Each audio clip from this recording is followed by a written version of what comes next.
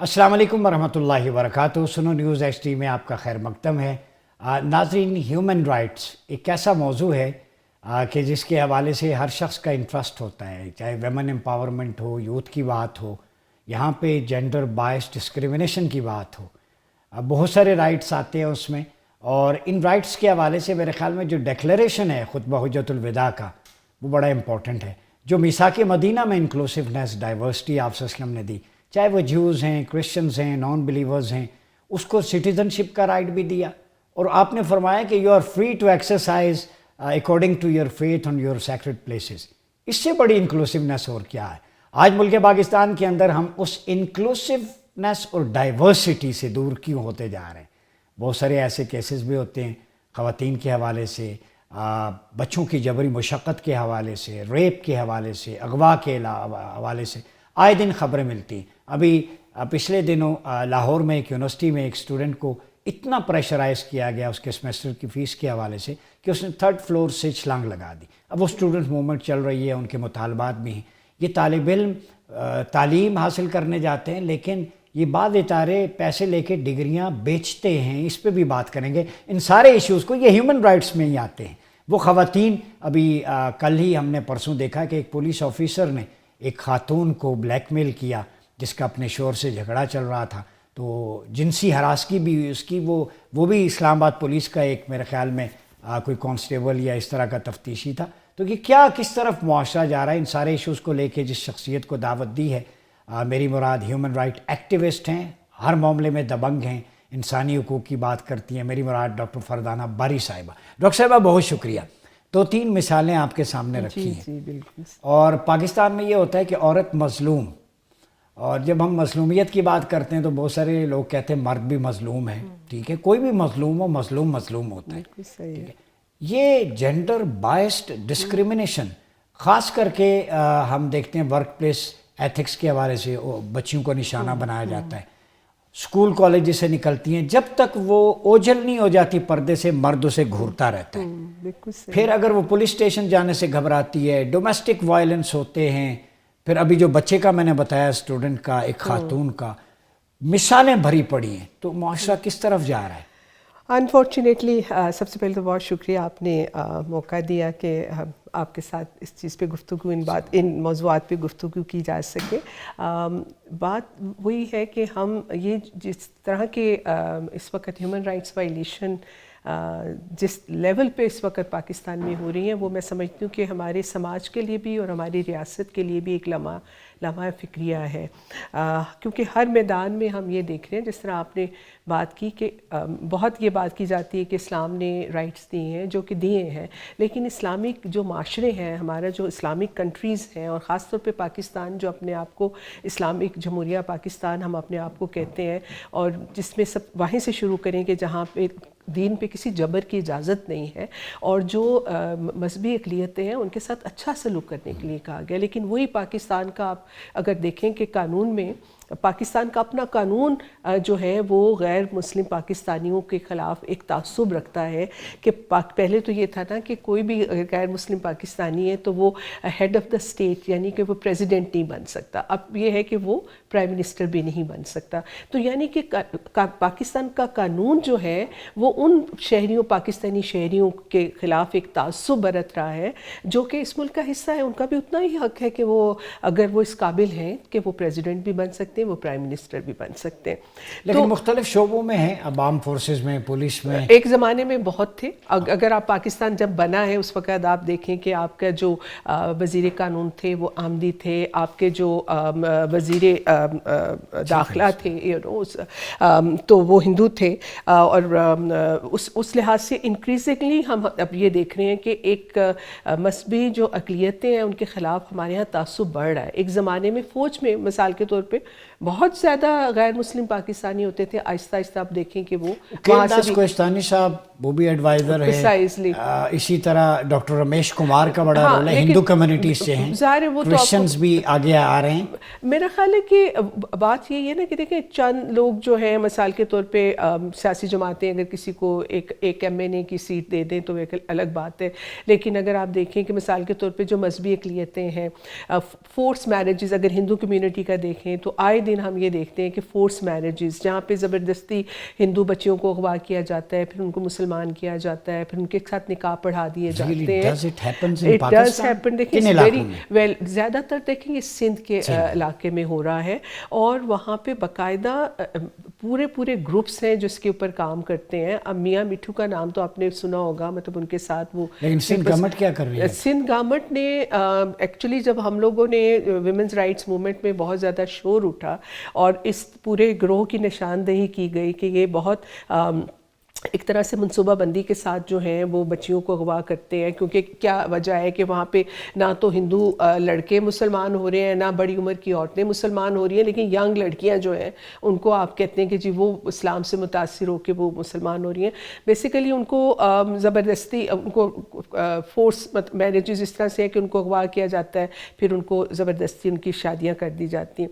تو اس کے اوپر وہ میاں مٹھو وغیرہ کے خلاف ہم لوگوں نے جب سارے ثبوت پیش کیے تو پیپلز پارٹی نے ان کو پھر اپنی ممبرشپ ان کو ختم کی تھی اس وقت. لیکن یہ سلسلہ وہاں پہ بھی ابھی بھی جاری ہے, اور یہی وجہ کہ بہت سارے آپ دیکھیں کہ مذہبی اقلیتوں کے لوگ جو ہیں, جب پاکستان بنا تو تقریباً اس وقت کوئی 18% کے قریب جو تھی مذہبی اقلیتیں تھیں, ابھی 2% رہ گئے ہیں, کیونکہ لوگ اپنے آپ کو نہیں اب محفوظ سمجھتے. اور ہمارے لیے شرم کی بات ہے کہ کیونکہ مسلمان جو معاشرے ہیں یا اسلام کے اندر تو بہت زیادہ رائٹس دیے گئے ہیں, مذہبی اقلیتوں کے حوالے سے منورٹیز کے بہت زیادہ رائٹس ہیں. تو وہاں پہ بھی میں سمجھتی ہوں کہ ہماری ریاست و ہمارا سماج بہت حد تک جو ہے اس میں ناکام ہو رہا ہے, ہم بجائے اس کے کہ ہم مذہبی اقلیتوں کو مکمل ایک تحفظ دیں. آپ دیکھیں آئے روز اٹیک ہوتے ہیں. اسی سے ضرور کہ مسلم کرسچن ڈائلاگ فورم بھی ہے. جی جولیس شالق صاحب ایک دن ہمارے پروگرام میں آئے, وہ بھی کہہ رہے تھے کہ ہمیں منظور ہے یہ ساری چیزیں, ہم بہتری کی طرف بڑھ رہے ہیں. اسی طرح مجھے یہ بتائیں, آپ ہیومن رائٹس علماء اسکالرز اکٹھے بیٹھ کے جو چیزیں آپ سمجھتے ہیں ریزرویشنز ہیں یا ان کی ہیں, کوئی ایسا فورم تو ہو کہ مل بیٹھ کے کوئی کامن ایجنڈے پہ آگے بڑھ سکیں؟ دیکھیں ڈاکٹر صاحب ہے انٹرفیتھ ہارمنی کے اوپر بہت سارے لوگ کام کر رہے ہیں, بہت سارے فورمز ہیں, ہم بھی ان فورمز میں بیٹھتے ہیں, اور جہاں پہ ان چیزوں کے اوپر گفتگو بھی ہوتی ہے, بات بھی ہوتی ہے, اور کوشش ہوتی ہے کہ جو کیونکہ مذہبی اقلیتوں کو اگر آپ دیکھیں کہ سماجی حوالے سے, معاشی حوالے سے, سیاسی حوالے سے, کیونکہ وہ بہت پیچھے رہ گئے. جس طرح ہم عورتوں کی بات کرتے ہیں نا کہ اگر عورتیں جو ہیں وہ سماج میں معاشی اور سماجی حوالے سے یا پولیٹیکل حوالے سے اگر وہ پیچھے رہ گئے ہیں, تو پھر ریاست کی ذمہ داری ہے کہ کوئی اس طرح کے جس کو ہم کہتے ہیں نا افرمیٹیو میئرز کر کے خصوصی اس طرح کی اقدامات کریں کہ ان کو آگے لایا جا سکے. اسی طرح مذہبی اقلیتوں کے لیے بھی مثال کے طور پہ جیسے وہ کہتے ہیں کہ ہمیں جو ہے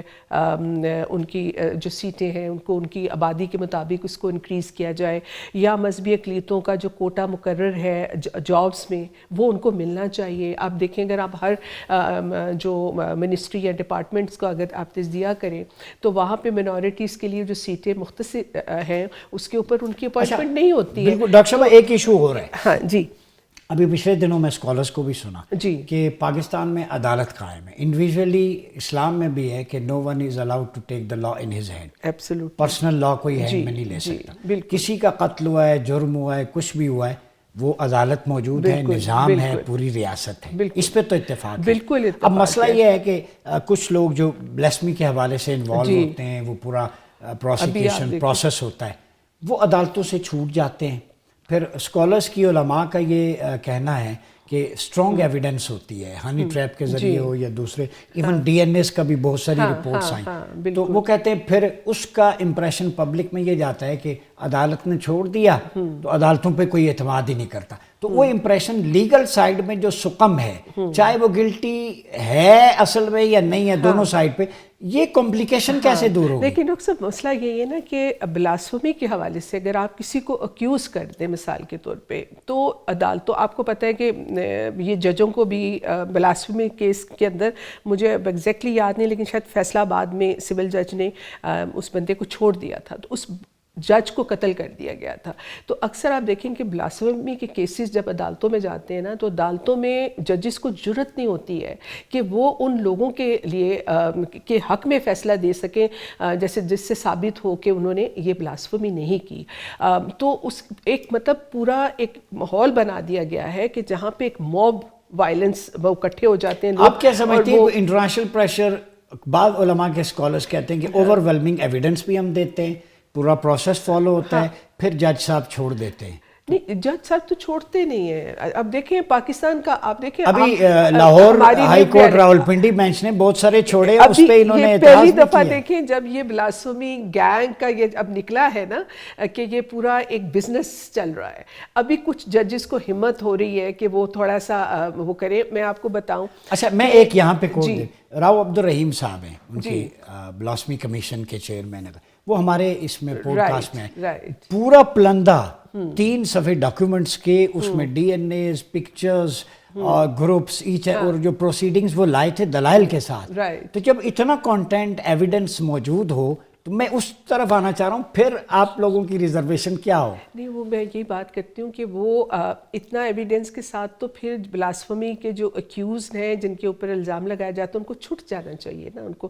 اب آپ عدالتوں میں دیکھیں کہ جب بلاسفمی کے کیسز میں جو لوگ جو عدالتوں جن کو جیلوں میں بھرتی کیا جاتا ہے, ابھی ملتان یونیورسٹی کے وہ پروفیسر ہیں, وہ پتہ نہیں کتنے سالوں سے آئے تھے, اب تو تقریباً 18-19 سال. آپ کی پرسنل اوپینین کیا ہے؟ بلاسفمی کا جو قانون 295C ہے, جرم ثابت ہو جاتا ہے, فری اینڈ فیئر ٹرائل ہے, پنشمنٹ تو ہونی چاہیے نا.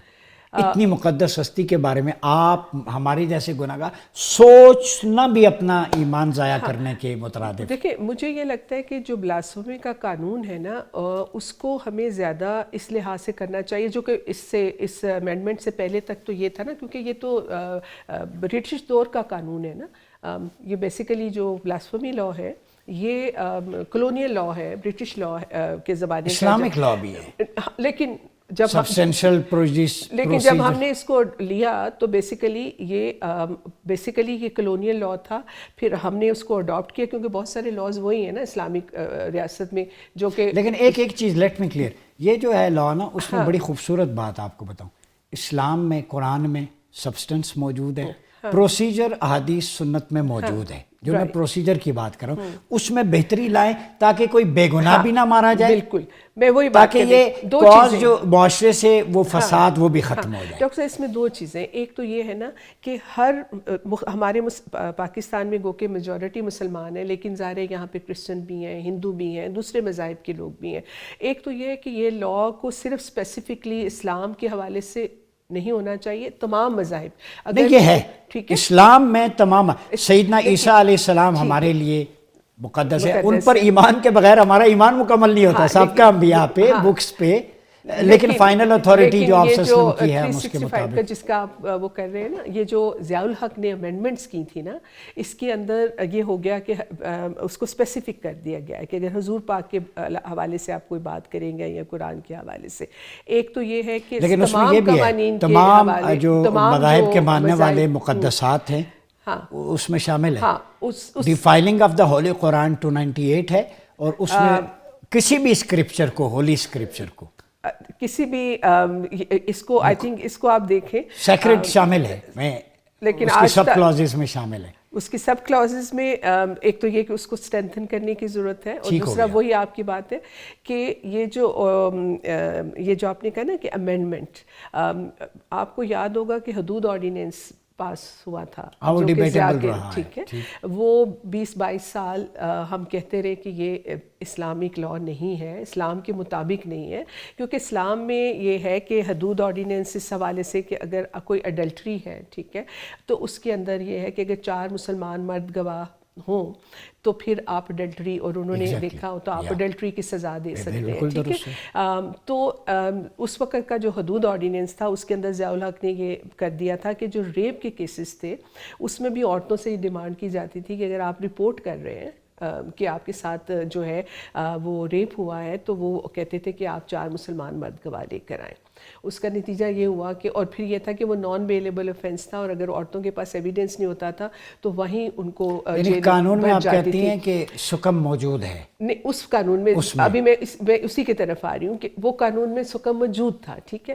22 سال عورتوں جیلیں جو تھیں وہ عورتوں سے بھر گئی تھیں اندر حدود آرڈیننس, اور ہم چیختے تھے کہ بھئی یہ اسلامک لا یہ نہیں ہے, اس میں آپ امینڈمنٹ کریں. امینڈمنٹ کیا ہوئی جو کہ پھر مشرف کے دور میں ہوئی تھی, ویمنس پروٹیکشن ایکٹ, جو آیا تھا 2010 میں.